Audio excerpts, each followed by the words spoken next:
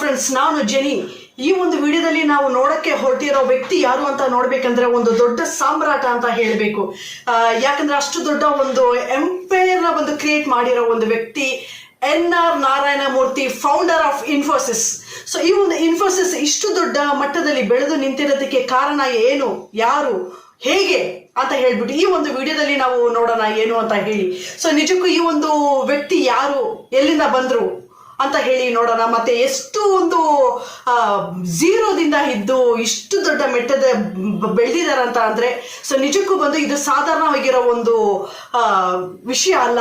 So ಖಂಡಿತ ನಾವೆಲ್ಲರೂ ಕೂಡ ಬಂದು ತಿಳ್ಕೊಬೇಕಾಗಿರೋ ಒಂದು ವಿಷಯ ಇದು. ಸೊ ಮುಂದೆ ಹೋಗೋಣ ವಿಡಿಯೋಗೆ. ಈ ಒಂದು ವ್ಯಕ್ತಿಯ ಒಂದು ಜನನ ಯಾವಾಗ ಅಂತ ನೋಡ್ಬೇಕಂದ್ರೆ 20 ಆಗಸ್ಟ್ 1946.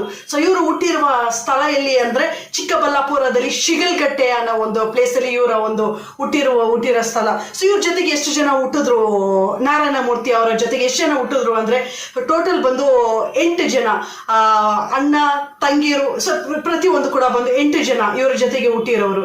ಮತ್ತೆ ಇವರ ಕುಟುಂಬ ಒಂದು ಬಡ ಕುಟುಂಬ ಅಂತಾನೆ ಹೇಳ್ಬೇಕು. ಸೊ ಈ ಬಡ ಕುಟುಂಬದಲ್ಲಿ ಬಂದಿರೋ ವ್ಯಕ್ತಿನೇ ನಾರಾಯಣಮೂರ್ತಿ ಅವರು.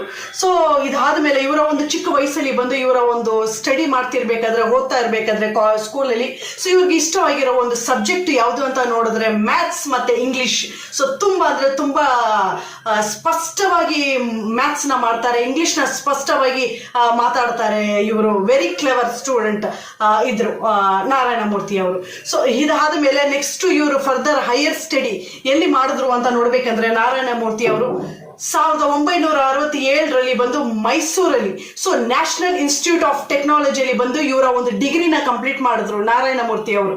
ಸೊ ಇದಾದ ಮೇಲೆ ಮತ್ತೆ ಏನ್ ಮಾಡಿದ್ರು ಅಂದ್ರೆ ಇಂಡಿಯನ್ ಇನ್ಸ್ಟಿಟ್ಯೂಟ್ ಆಫ್ ಟೆಕ್ನಾಲಜಿ ಕಾನ್ಪುರದಲ್ಲಿ ಬಂದು ಎಂ.ಟೆಕ್ ನ ಕಂಪ್ಲೀಟ್ ಮಾಡಿದ್ರು ನಾರಾಯಣಮೂರ್ತಿ ಅವರು. ಸೊ ಇವರ ಸ್ಟಡಿ ಪೂರ್ತಿ ಬಂದು ಇಲ್ಲಿ ಕಂಪ್ಲೀಟ್ ಮಾಡಿದ್ರು ಇವರು ನಾರಾಯಣಮೂರ್ತಿ. ಸೊ ಕಂಪ್ಲೀಟ್ ಆದ್ಮೇಲೆ ಬಂದು ನೆಕ್ಸ್ಟ್ ಆಬ್ವಿಯಸ್ಲಿ ಬಂದು ಏನಾದ್ರೂ ಒಂದು ಕೆಲಸ ಮಾಡಲೇಬೇಕು. ಸೊ ಈ ಒಂದು ಕೆಲಸ ಎಲ್ಲಿ ಹುಡುಕಿದ್ರು ಜಾಬ್ ಅಂತ ನೋಡ್ಬೇಕಂದ್ರೆ ಅಹಮದಾಬಾದ್ ಅಲ್ಲಿ ಬಂದು IIM ಕಂಪನಿಯಲ್ಲಿ ಇವರು ಜಾಯಿನ್ ಮಾಡಿದ್ರು. ಸೊ ಏನಾಗಿ ಜಾಯಿನ್ ಆದ್ರು ಅಂತ ನೋಡ್ಬೇಕಂದ್ರೆ ರಿಸರ್ಚ್ ಅಸೋಸಿಯೇಟ್ ಆಗಿ ಮತ್ತೆ ಸಿಸ್ಟಮ್ಸ್ ಪ್ರೋಗ್ರಾಮ್ ಆಗಿ. ಸೊ ಇದರಲ್ಲಿ ಬಂದು ವರ್ಕ್ ಮಾಡ್ತಾ ಇದ್ರು ನಾರಾಯಣಮೂರ್ತಿ ಅವರು ಈ ಒಂದು ಕಂಪನಿಯಲ್ಲಿ. ಸೊ ಇದನ್ನ ವರ್ಕ್ ಮಾಡ್ತಾ ಇದ್ರು ಒಂದು ಕೆಲವೊಂದು ತಿಂಗಳು. ಸೊ ಇದನ್ನ ಬಿಟ್ಟು ನೆಕ್ಸ್ಟ್ ಏನ್ ಮಾಡೋಣ ಅಂತ ಯೋಚನೆ ಮಾಡ್ಬೇಕಂದ್ರೆ ಒಂದು ಓನ್ ಕಂಪನಿನ ಪ್ರಾರಂಭ ಮಾಡಿದ್ರು. ಸೊ ಅದು ಯಾವ್ದು ಕಂಪನಿ ಅಂತ ನೋಡ್ಬೇಕಂದ್ರೆ ನಾರಾಯಣಮೂರ್ತಿ ಅವ್ರದ್ದು ಫಸ್ಟ್ ಕಂಪನಿನೇ ಬಂದು ಇನ್ಫೋಸಿಸ್ ಕಂಪನಿ ಅಲ್ಲ. ಸೊ ಹಾಗಾಗಿ ಬಂದು ಅದಕ್ಕೆ ಮುಂಚೆ ಬಂದು ಅವ್ರು ಎಷ್ಟೆಲ್ಲ ಸ್ಟ್ರಗಲ್ ಮಾಡಿದ್ರು, ಅವರ ಜೀವನದಲ್ಲಿ ಎಷ್ಟೆಲ್ಲ ಫೈಟ್ ಮಾಡಿದ್ರು, ಏನೆಲ್ಲ ಅವರು ಎಲ್ಲೆಲ್ಲ ಕೆಲಸ ಮಾಡ್ತಾ ಇದ್ರು, ಮತ್ತೆ ಎಷ್ಟು ಅವ್ರು ಓನ್ ಕಂಪನಿ ಮಾಡಿ ಆಮೇಲೆ ಅವ್ರು ಇನ್ಫೋಸಿಸ್ಗೆ ಬಂದ್ರು ಅನ್ನೋದು ಬಂದು ಇದೆ. ಸೊ ಫಸ್ಟ್ ಮೊದಲನೇ ಕಂಪನಿ ಯಾವ್ದು ಅವ್ರು ಓಪನ್ ಮಾಡಿದ್ರು ಅಂತ ನೋಡ್ಬೇಕಂದ್ರೆ ಸಾಫ್ಟ್ರೋನಿಕ್ ಕಂಪನಿನ ಬಂದು ಪ್ರಾರಂಭ ಮಾಡಿದ್ರು ನಾರಾಯಣಮೂರ್ತಿ ಅವರು. ಸೊ ಈ ಕಂಪನಿನ ಏನ್ ಪ್ರಾರಂಭ ಮಾಡಿದ್ರು ಇದು ಬಂದು ಕಂಪ್ಲೀಟ್ ಆಗಿ ಫೇಲ್ ಆಯ್ತು. ಸೊ ಫೇಲ್ ಆಗಿ ವಿತಿನ್ 1 ಇಯರ್ಗೆಲ್ಲ ಬಂದು ಈ ಕಂಪನಿನ ಬಂದು ಮುಚ್ಚಬೇಕಾಗಿರೋ ಒಂದು ಸಿಚುವೇಶನ್ ಅವ್ರಿಗೆ ಬಂತು ನಾರಾಯಣಮೂರ್ತಿ ಅವ್ರಿಗೆ. ಸೊ ಈ ಓನ್ ಕಂಪನಿ ಫಸ್ಟ್ ಕಂಪನಿನ ಕ್ಲೋಸ್ ಮಾಡಿದ್ರು. ಸೊ ಇದಾದ ಮೇಲೆ ಮುಂದೆ ಏನ್ ಮಾಡೋಣ ಅಂತ ನೋಡ್ಬೇಕಂದ್ರೆ ಎರಡನೇದು ಪಾಟ್ನಿ ಕಂಪ್ಯೂಟರ್ಸ್ ಅಂತ ಹೇಳ್ಬಿಟ್ಟು. ಸೊ ಈ ಒಂದು ಕಂಪ್ಯೂಟರ್ಸ್ ನ ಕೂಡ ಬಂದು ಜಾಯಿನ್ ಆಗಿ ಇಲ್ಲಿ ಕೂಡ ಬಂದು ಇವರು ವರ್ಕ್ ಮಾಡ್ತಾ ಇದ್ರು ನಾರಾಯಣಮೂರ್ತಿ ಅವರು. ಸೊ ಈ ಕಂಪನಿನ ಕೂಡ ಬಂದು ಏನೋ ಒಂದು ಅವ್ರಿಗೆ ಸೆಟ್ ಆಗ್ತಾ ಇಲ್ಲ. ಸೊ ಹಾಗಾಗಿ ಬಂದು ಏನ್ ಮಾಡಿದ್ರು ಅಂತ ಹೇಳಿ ಇದರಿಂದ ಕೂಡ ಬಂದು ಹೊರಗೆ ಬಂದ್ರು. ಸೊ ಹೊರಗೆ ಬಂದು ಕೂತ್ಕೊಂಡು ಯೋಚನೆ ಮಾಡ್ತಿರ್ಬೇಕಾದ್ರೆ ಏನಾದ್ರೂ ಮಾಡ್ಬೇಕು, ಅದು ನಾನು ಓನ್ ಆಗಿ ಮಾಡಬೇಕು ಅಂತ ಹೇಳಿ ಯೋಚನೆ ಮಾಡ್ತಾ ಇರ್ಬೇಕಾದ್ರೆ ಏನ್ ಮಾಡಿದ್ರು ಅಂದ್ರೆ ಸೊ ಈ ಒಂದು ಇದರಲ್ಲಿ ಅವ್ರಿಗೆ ಕೂಡ ಬಂದು ಗ್ಯಾಪ್ ಅಲ್ಲಿ ಮದುವೆ ಕೂಡ ಬಂದು ಆಗಿತ್ತು. ಸೊ ಮದುವೆ ಯಾರನ್ನ ಆಗಿತ್ತು ಅಂತ ನೋಡ್ಬೇಕಂದ್ರೆ ಅಫ್ಕೋರ್ಸ್ ಸುಧಾಮೂರ್ತಿ ಅವರು. ಸೊ ಸುಧಾಮೂರ್ತಿ ಅವ್ರ ಜೊತೆಗೆ ಬಂದು ಮದುವೆ ಆಯಿತು. ಸೊ ಇದು ಯಾವಾಗ ಅಂದ್ರೆ 1977ರಲ್ಲಿ ಬಂದು ಮದುವೆ ಆಯಿತು. ಸೊ ಇವ್ರಿಗೆ ಎಷ್ಟು ಮಕ್ಕಳು ಅಂತ ನೋಡ್ಬೇಕಂದ್ರೆ ನಾರಾಯಣಮೂರ್ತಿ ಅವ್ರಿಗೆ 2 ಮಕ್ಕಳು, ಒಂದು ಗಂಡು ಮಗು ಒಂದು ಹೆಣ್ಮಗು. ಸೊ 2 ಮಕ್ಕಳು ಇವ್ರಿಗೆ. ಸೊ ಇದಾದ ಮೇಲೆ ಬಂದು ಓನಾಗಿ ಏನಾದ್ರು ಕಂಪನಿ ಮಾಡಬೇಕು ಅಂತ ಹೇಳಿ ಪ್ರತಿ ಸಲನ ಕೂಡ ಬಂದು ಕೂತ್ಕೊಂಡು ಯೋಚನೆ ಮಾಡಿ ಆಲೋಚನೆ ಮಾಡ್ತಾ ಇರೋ ನಾರಾಯಣಮೂರ್ತಿ ಅವರು ಕೊನೆಗೆ ಏನ್ ಮಾಡಿದ್ರು, ಇಷ್ಟೆಲ್ಲ ಮಾಡ್ಕೊಂಡು ಬಂದು ಫೇಲ್ಯೂರ್ ಆಗಿ ಕೂತ್ಕೊಂಡು ಕೊನೆಗೆ ಅವ್ರು ಏನ್ ಮಾಡಿದ್ರು ಅಂತ ನೋಡ್ಬೇಕಂದ್ರೆ ಓನ್ ಆಗಿ ಮಾಡಬೇಕು ಅಂತ ಹೇಳಿ ಎಲ್ಲ ಪ್ಲಾನ್ ಎಲ್ಲ ಮಾಡಿದ್ರು. ಓಕೆ, ಬಟ್ ಹೊಸದು ಕಂಪನಿನ ಸ್ಥಾಪನೆ ಮಾಡಬೇಕಂದ್ರೆ ದುಡ್ಡು ಬೇಕಲ್ಲ. ಸೊ ಅದಕ್ಕೆ ಏನು ಮಾಡಿದ್ರು ಅಂತ ನೋಡಿದ್ರೆ ನಾರಾಯಣ ಮೂರ್ತಿ ಅವರ ಒಂದು ಹೆಂಡತಿ ಸುಧಾಮೂರ್ತಿ ಅವ್ರ ಹತ್ರ 10,000 ರೂಪಾಯಿ ತಗೊಂಡ್ರು. 10,000 ರೂಪಾಯಿ ಸುಧಾಮೂರ್ತಿ ಅವರು ಕೂಡ ಬಂದು ಕೂಡಿ ಇಟ್ರು ಆವಾಗ. ಸೊ ಅದನ್ನ ಬಂದು ಬಂಡವಾಳವಾಗಿ ಇವರು ತಗೊಂಡ್ರು ನಾರಾಯಣ ಮೂರ್ತಿ ಅವರು. ಸೊ 10,000 ರೂಪಾಯಿ ತಗೊಂಡು ಬಂದು 10,000 ರೂಪಾಯಿಲಿ ಬಂದು ಒಂದು ಕಂಪನಿನ ಸ್ಥಾಪನೆ ಮಾಡಿದ್ರು, ಅದೇ ಇನ್ಫೋಸಿಸ್ ಕಂಪನಿ. ಸೊ ಈ ಇನ್ಫೋಸಿಸ್ ಕಂಪನಿನ 10,000 ರೂಪಾಯಿ ಹಾಕಿ ಸ್ಥಾಪನೆ ಮಾಡಿದ್ರು. ಇದು ಯಾವಾಗ ಅಂತ ನೋಡ್ಬೇಕಂದ್ರೆ 1981ರಲ್ಲಿ ಇನ್ಫೋಸಿಸ್ ಸ್ಥಾಪನೆ ಆಯ್ತು. ಸೊ ಈ ಸ್ಥಾಪನೆ ಆಗ್ಬೇಕಂದ್ರೆ ಈ ಕಂಪನಿ ಎಷ್ಟು ದೊಡ್ಡದಾಗಿತ್ತು ಅಂತ ನೋಡ್ಬೇಕಂದ್ರೆ ಯಾವ ಇದಿಲ್ಲ, ತುಂಬಾ ಅಂದ್ರೆ ತುಂಬಾ ಸಣ್ಣದಾಗಿ, ಅದು ಕೂಡ ಬಂದು ಸ್ಟಾರ್ಟಿಂಗು ಅವರ ಒಂದು ಮನೆಯಲ್ಲೇ ಒಂದು ಕಂಪ್ಯೂಟರ್ನ ಇಟ್ಟು ತುಂಬಾ ಸಣ್ಣದಾಗಿ ಅವರು ಪ್ರಾರಂಭ ಮಾಡಿದ್ರು.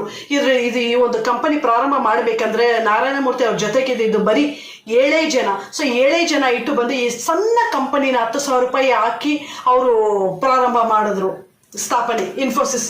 ಸೊ ಈ ಇನ್ಫೋಸಿಸ್ ಮಾಡಬೇಕಾದ್ರೆ ಮತ್ತೆ ಅವಾಗೆಲ್ಲ ಬಂದು ಈಗ ಕಂಪನಿನ ಪ್ರಾರಂಭ ಮಾಡಬೇಕಂದ್ರೆ ತುಂಬಾ ಸರಳವಾಗಿ ಮಾಡ್ಬೋದು. ಬಟ್ ಆ ಒಂದು ಕಾಲದಲ್ಲಿ ಬಂದು ಯಾವುದೇ ಒಂದು ಕಂಪನಿ ಪ್ರಾರಂಭ ಮಾಡಬೇಕಂದ್ರೆ ತುಂಬಾ ಕಷ್ಟ. ಈ ಕಂಪ್ಯೂಟರ್ಸ್ನ ಬಂದು ತರಿಸ್ಬೇಕಂದ್ರೆ ಕೂಡ ಬಂದು ಬೇರೆ ಕಂಟ್ರಿಯಲ್ಲಿ ತರಿಸ್ಬೇಕು ಕಂಪ್ಯೂಟರ್ಸ್ನ. ಇಲ್ಲಿ ಇಂಡಿಯಾದಲ್ಲಿ ಅಲ್ಲ, ಬೇರೆ ಕಂಪನಿಯಿಂದ ಬೇರೆ ದೇಶಗಳಿಂದ ನಾವು ಒಂದು ಕಂಪ್ಯೂಟರ್ನ ತರಿಸ್ಬೇಕು. ಒಂದು ಕಂಪ್ಯೂಟರ್ನ ನಾವು ತರಿಸ್ಬೇಕಂದ್ರೆ ಕೂಡ ಬಂದು 1 ವರ್ಷ ಕಾಯ್ತಾ ಇರಬೇಕಾಗಿತ್ತು. ಯಾಕಂದ್ರೆ ಈಗ ಕಂಪ್ಯೂಟರ್ಗಳು ಬಂದು ಸರಳವಾಗಿ ಬಂದಿದೆ, ಬಟ್ ಆಗ ಆ ಥರ ಇಲ್ಲ. ಯಾವುದಕ್ಕೂ ಎಲ್ಲದಕ್ಕೂ ಪ್ರತಿಯೊಂದಕ್ಕೂ ಕಷ್ಟ ಆಗ ಆ ಒಂದು ಟೈಮಲ್ಲಿ. ಸೊ ಒಂದು ಕಂಪ್ಯೂಟರ್ ತರಿಸ್ಬೇಕಂದ್ರೆ 1 ವರ್ಷ ಅವರು ಕಾಯಲೇಬೇಕಾಗಿತ್ತು. ಸೊ ಆ ಥರ ಒಂದು. ಮತ್ತೆ ಇದು ಬಿಟ್ಟು ಬಂದು ನೆಕ್ಸ್ಟ್ ಯಾವುದೇ ಒಂದು ಕಂಪನಿನ ಪ್ರಾರಂಭ ಮಾಡಬೇಕಾದ್ರೆ ಕೂಡ ಬಂದು ಪ್ರತಿಯೊಂದು ಕಂಪನಿಗೂ ಲೈಸೆನ್ಸ್ ಬೇಕಾಗುತ್ತೆ. ಈ ಲೈಸೆನ್ಸ್ನ ಕೂಡ ಬಂದು ನಾರಾಯಣ ಮೂರ್ತಿ ಅವರು ಎಷ್ಟು ಸ್ಟ್ರಗಲ್ ಮಾಡಿ ಈ ಲೈಸೆನ್ಸ್ನ ಪಡಿತಾರೆ ಅವಾಗ ಅಂತ ನೋಡಬೇಕು ಅಂತಂದ್ರೆ, ಸುಮಾರು ಈ ಲೈಸೆನ್ಸ್ ಪಡೆಯೋಕ್ಕೆ ಬಂದು ಡೆಲ್ಲಿಗೆ ಹೋಗಿ ಬರ್ತಾರೆ. ಈ ಒಂದು ಲೈಸೆನ್ಸ್ಗೆ 1 ಸರ್ತಿ ಅಲ್ಲ, 2 ಸರ್ತಿ ಅಲ್ಲ, 25 ಸಲ ಡೆಲ್ಲಿಗೆ ಹೋಗಿ ಬರ್ತಾರೆ ಈ ಲೈಸೆನ್ಸ್ ಒಂದನ್ನ ಪಡೆಯಕ್ಕೆ ಆ ಟೈಮಲ್ಲಿ. ಸೊ ಅಷ್ಟು ಕಷ್ಟ ಇರುತ್ತೆ ಇದು ಕೂಡ ಬಂದು ನೋಡ್ಬೇಕಂದ್ರೆ. ಸೊ ಇದಾದ ಮೇಲೆ ಬಂದು ಯಾವುದೇ ಒಂದು ಜಾಗದಲ್ಲಿ ಒಂದು ಕೆಲಸ ಆಗ್ಬೇಕಂದ್ರೆ ಲಂಚ ಕೊಟ್ರೆ ಬೇಗ ಕೆಲಸ ಆಗುತ್ತೆ. ಬಟ್ ಈ ಲಂಚ ಕೂಡ ಬಂದು ಎಲ್ಲಿ ಕೂಡ ಬಂದು ಇವರು ನಾರಾಯಣ ಮೂರ್ತಿ ಅವರು ಕೊಡ್ತಾ ಇರಲಿಲ್ಲ. ಯಾಕಂದ್ರೆ ಅವ್ರು ಮಾಡೋ ಕೆಲಸ ಬಂದು ಪ್ರತಿಯೊಂದು ಕೂಡ ಬಂದು ನ್ಯಾಯವಾಗಿಯೇ ಇರಬೇಕು ಅಂತ ಹೇಳಿ ನೆನೆಸ್ಕೊಳ್ಳೋರು ಒಂದು ವ್ಯಕ್ತಿ ನಾರಾಯಣ ಮೂರ್ತಿ ಅವರು. ಸೊ ಲಂಚ ಕೊಡದೆ ಅವರು ವೆಯ್ಟ್ ಮಾಡಿ ಕಷ್ಟಪಟ್ಟು ಅವರೇ ಬಂದು ಹೋಗಿ ಎಲ್ಲ ಒಂದು ಕಚೇರಿಗಳಿಗೆ ಹೋಗಿ ಆಫೀಸ್ಗಳಿಗೆ ವಿಸಿಟ್ ಮಾಡಿ 1 ಸರ್ತಿ ಇಲ್ಲ 2 ಸರ್ತಿ ಇಲ್ಲ 25 ಸರ್ತಿ ಹೋಗಿ ಅವರೇ ಮಾಡಿ ಆ ಒಂದು ಕೆಲಸನ ಮುಗಿಸ್ಬಿಟ್ಟು ಬರ್ತಾ ಇದ್ರು. ಅವರ ಒಂದು ಏನೆಲ್ಲ ರಿಕ್ವೈರ್ಮೆಂಟ್ ಇತ್ತು ಅವರಿಗೆ ಆ ಒಂದು ಕಂಪನಿನ ನಡೆಸಕ್ಕೆ. ಸೊ ಈ ಒಂದು ಸ್ಟ್ರಗಲ್ ಕೂಡ ಮಾಡ್ತಾ ಇದ್ರು ನಾರಾಯಣ ಮೂರ್ತಿ ಅವರು. ಸೊ ಇದಾದ ಮೇಲೆ ಬಂದು ಅವ್ರು ಎಷ್ಟೋ ಸಲ ಕೂಡ ಬಂದು ರಿಸರ್ವ್ ಬ್ಯಾಂಕ್ ಆಫ್ ಇಂಡಿಯಾ ಹತ್ರ ಕೂಡ ಬಂದು ಎಷ್ಟೋ ಸಲ ನಿಂತಿದ್ದಾರೆ. ಅವ್ರ ಗೇಟ್ ಹತ್ರ ಬಂದು ಸುಮಾರು ಸಲ ನಿಂತಿದ್ದಾರಂತೆ ಎಲ್ಲ ಕೆಲಸ ಆಗ್ಬೇಕು ಅಂತ ಹೇಳ್ಬಿಟ್ಟು. ಸೊ ಇದು ಕೂಡ ಮಾಡ್ಕೊಂಡು ಬಂದ್ರು ನಾರಾಯಣ ಮೂರ್ತಿ ಅವರು. ಸೊ ಯಾವುದೇ ಕೂಡ ಬಂದು ಅಷ್ಟು ಸುಲಭವಾಗಿ ಅವರ ಒಂದು ಕರಿಯರ್ ಅಲ್ಲಿ ಮಾಡ್ಕೊಂಡು ಬಂದು ಇವತ್ತು ಇಷ್ಟು ದೊಡ್ಡ ಎಂಪೈರ್ನ ಅವರು ಬಿಲ್ಡ್ ಮಾಡಿಲ್ಲ, ಕಟ್ಟಕ್ಕೂ ಆಗೋದಿಲ್ಲ. ಸೊ ಅದ್ರ ಹಿಂದೆ ಎಷ್ಟು ಶ್ರಮ ಇದೆ ಅಂತ ನೋಡ್ಬೇಕಂದ್ರೆ ತುಂಬಾ ಇದೆ.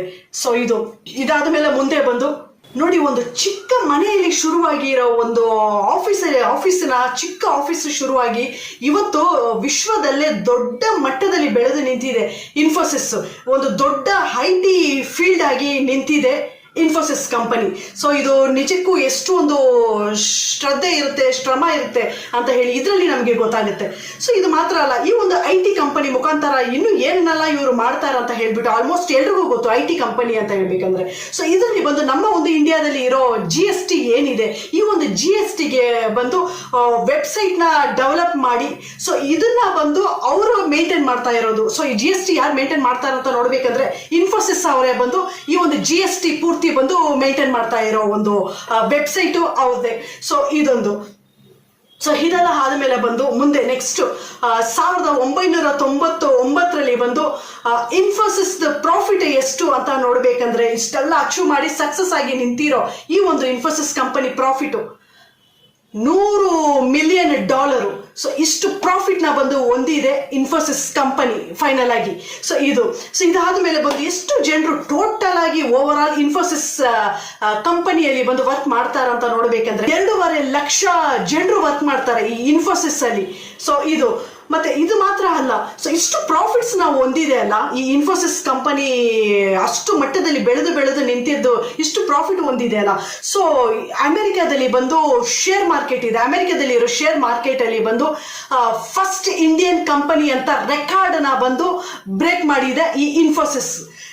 ಇದು ಸೊ ಈ ಒಂದು ಹೆಮ್ಮೆಯಾಗಿರೋ ವಿಷಯ ಕೂಡ ಬಂದು ಈ ಇನ್ಫೋಸಿಸ್ ಕಂಪನಿಗೆ ಸೇರುತ್ತೆ ಇದು. ಸೊ ಇದಾದ ಮೇಲೆ ಬಂದು ನೆಕ್ಸ್ಟ್ ನೋಡ್ಬೇಕಂದ್ರೆ ಈಗ ಥ್ರೂ ಔಟ್ ಎಲ್ಲಾನು ಕೂಡ ಬಂದು ಇಷ್ಟು ದೊಡ್ಡ ಮಟ್ಟದಲ್ಲಿ ನಿಂತಿರೋ ಇನ್ಫೋಸಿಸ್ ಕಂಪನಿ ಇದು ವ್ಯಾಲ್ಯೂ ಏನು ಅಂತ ನೋಡಿದ್ರೆ ಇನ್ಫೋಸಿಸ್ ಕಂಪನಿ ವ್ಯಾಲ್ಯೂ ಈಗ 1,00,000 ಕೋಟಿ ರೂಪಾಯಿ. ಸೊ ಇದ್ರದ್ದು ವ್ಯಾಲ್ಯೂ ಇನ್ಫೋಸಿಸ್ದು. ಸೊ ಇದಾದ ಮೇಲೆ ಬಂದು ಎಲ್ಲ ಇಷ್ಟೆಲ್ಲ ಆದಮೇಲೆ ಬಂದು ಯಾವುದೇ ಒಂದು ಕಂಪನಿಯಲ್ಲಿ ಒಂದು ರೂಲ್ಸ್ ಇರುತ್ತೆ. ಸೊ ಆ ರೂಲ್ಸ್ ಏನು ಅಂತ ನೋಡ್ಬೇಕಂದ್ರೆ ಫೌಂಡರ್ ಆಗಿರ್ಬೋದು, ಮತ್ತೆ ಕೋ ಫೌಂಡರ್ ಅಂತೀವಿ. ಸೊ ಕೋ ಫೌಂಡರ್ ಆಗಿರ್ಬೋದು, ಮತ್ತೆ ಸಿಇಒ ಆಗಿರ್ಬೋದು, ಇವರೆಲ್ಲರೂ ಕೂಡ ಬಂದು ಇರ್ತಾರೆ. ಒಂದು ಕಂಪನಿಯಲ್ಲಿ ಇಷ್ಟು ಡೈರೆಕ್ಟರ್ಸ್ ಅಂತ ಇರ್ತಾರೆ, ಫೌಂಡರು, ಕೋ ಫೌಂಡರು, ಡೈರೆಕ್ಟರ್ಸು. ಸೊ ಪ್ರತಿಯೊಬ್ಬರು ಕೂಡ ಬಂದು ಸೊ ಇದರಲ್ಲಿ ಇರಬೇಕಾದ್ರೆ ಏನಾಗುತ್ತೆ ಅಂದ್ರೆ ಕಂಪನಿ ರೂಲ್ಸ್ ಅಲ್ಲಿ ಬಂದು 60 ವರ್ಷ ಯಾರಿಗಾಗುತ್ತೋ ಅವ್ರನ್ನ ಬಂದು ರಿಟೈರ್ಡ್ ಆಗಬೇಕು ಅಂತ ಇರುತ್ತೆ. ಸೊ ಹಾಗೆ ನೋಡಕ್ ಹೋಗ್ಬೇಕಾದ್ರೆ ನಾರಾಯಣ ಮೂರ್ತಿ ಅವರಿಗೆ ಇನ್ಫೋಸಿಸ್ ಅಲ್ಲಿ 60 ವರ್ಷ ಆದ್ಮೇಲೆ ಅವರು ರಿಟೈರ್ಡ್ ಆಗ್ತಾರೆ. ಸೊ ಇವರು ಆ ಪೋಸ್ಟ್ ಅಲ್ಲಿ ಮಾತ್ರ ರಿಟೈರ್ಡ್ ಆಗ್ತಾರೆ. ಸೊ ಇದರಲ್ಲಿ ರಿಟೈರ್ಡ್ ಆಗ್ಬೇಕಾದ್ರೆ ಅದರಲ್ಲಿ ಇರ್ತಾರೆ ನಾರಾಯಣ ಮೂರ್ತಿ ಅವರು. ಸೊ ಈ ತರ ರಿಟೈರ್ಡ್ ಆಗ್ಬೇಕಾದ್ರೆ ಇದಾದ ಮೇಲೆ ಇದು ಇನ್ಫೋಸಿಸ್ ಮಾತ್ರ ಅವರು ನೋಡಿದ್ರ ಅಂತ ನೋಡ್ಬೇಕಂದ್ರೆ ಇಲ್ಲ.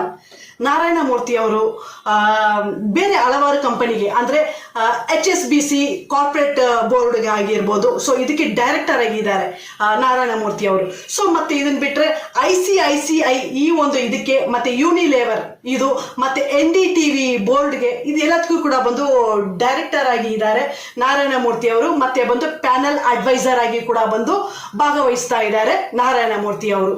ಸೊ ಇಷ್ಟೆಲ್ಲ ಕೂಡ ಬಂದು ಅವರ ಒಂದು ಲೈಫಲ್ಲಿ ಜೀವನದಲ್ಲಿ ಇಷ್ಟು ಒಂದು ರೋಲ್ಸ್ ನ ಪ್ಲೇ ಮಾಡ್ತಾನೆ ಇದ್ದಾರೆ ನಾರಾಯಣ ಮೂರ್ತಿ ಅವರು. ಇದು ಸೊ ಇದಾದ ಮೇಲೆ ಬಂದು ಮುಂದೆ ನೋಡ್ಬೇಕಂತ ಅಂದ್ರೆ ನಾರಾಯಣ ಮೂರ್ತಿ ಅವರ ಒಂದು ಆಸ್ತಿ ಎಷ್ಟು ಇದೆ ಅಂತ ನೋಡಿದ್ರೆ ಅವ್ರದ್ದು ಮಾತ್ರನೇ ಆ ಒಂದು ಸಿಂಗಲ್ ಪರ್ಸನ್ ನಾರಾಯಣ ಮೂರ್ತಿ ಅವ್ರ ಸಿಂಗಲ್ ಪರ್ಸನ್ ಆಸ್ತಿ ಎಷ್ಟು ಅಂತ ನೋಡ್ಬೇಕಂದ್ರೆ 17,000 ಕೋಟಿ ಅವರೊಬ್ಬರೇ ಒಡೆಯರು ಇದಕ್ಕೆ.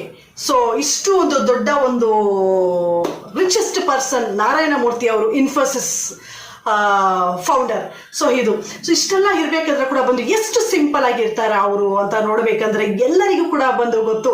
ಅವರ ಒಂದು ತುಂಬಾ ಆಡಂಬರವಾಗಿ ಇರೋ ಒಂದು ಯಾವುದೋ ಕಾರ್ ಅವರು ಯೂಸ್ ಮಾಡೋದಿಲ್ಲ, ಮತ್ತೆ ತುಂಬಾ ದೊಡ್ಡ ಲೆವೆಲ್ ಅಲ್ಲಿ ಇರೋ ಬ್ರ್ಯಾಂಡೆಡ್ ಯಾವುದು ಕೂಡ ಬಂದು ಅವ್ರು ಯೂಸ್ ಮಾಡೋದಿಲ್ಲ. ಸೊ ಸಾಧಾರಣವಾಗಿರ್ತಾರೆ, ತುಂಬಾ ಸಾಧಾರಣವಾಗಿರ್ತಾರೆ.